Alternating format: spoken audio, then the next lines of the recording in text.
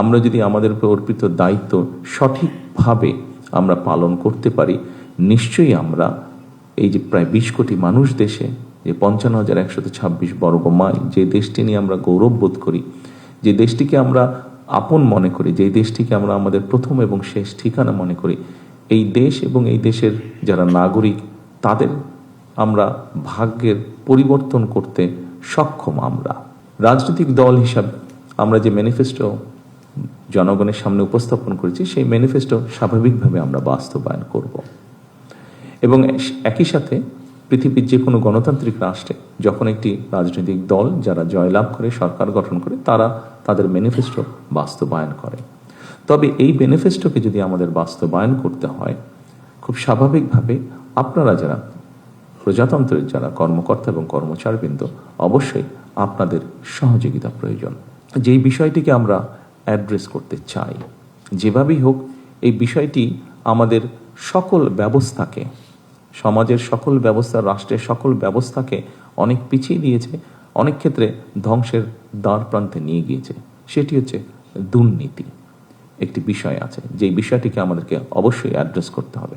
কিন্তু এই বিষয়টিকে একটি রাজনৈতিক দল হিসাবে, সরকার হিসাবে যদি আমরা অ্যাড্রেস করতে চাই, অবশ্যই আপনাদের মতন মানুষ যারা আছেন তাদের সহযোগিতা, তাদের 100% সহযোগিতা ছাড়া আমাদের পক্ষে সেটি সম্ভব হবে না।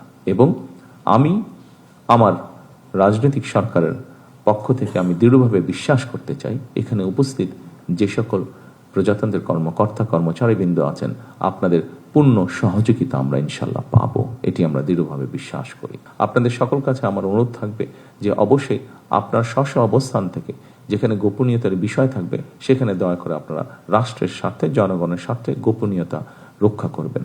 আমরা যদি দেশকে গড়ে তুলতে চাই, জনগণকে গড়ে সামনের দিকে এগিয়ে নিতে চাই ডিসিপ্লিনভাবে, তাহলে অবশ্যই আমাদের যেই যে ডিপার্টমেন্ট আছে, সেটি সামরিক হোক, সেটি বেসামরিক হোক, প্রত্যেকটি ডিপার্টমেন্টের ডিসিপ্লিনের কিছু রুলস এবং রেগুলেশন আছে।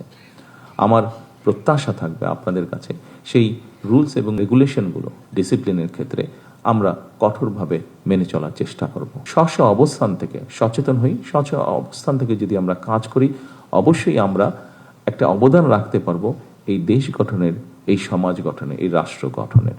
আসুন আমরা সকলে সেই রাষ্ট্রটিকে গড়ে তোলার চেষ্টা করি, দেশের মধ্যে সেই পরিস্থিতিটা তৈরি করার আমরা চেষ্টা করি সকলে মিলে, যেই পরিস্থিতিতে মানুষ স্বস্তি বোধ করবে।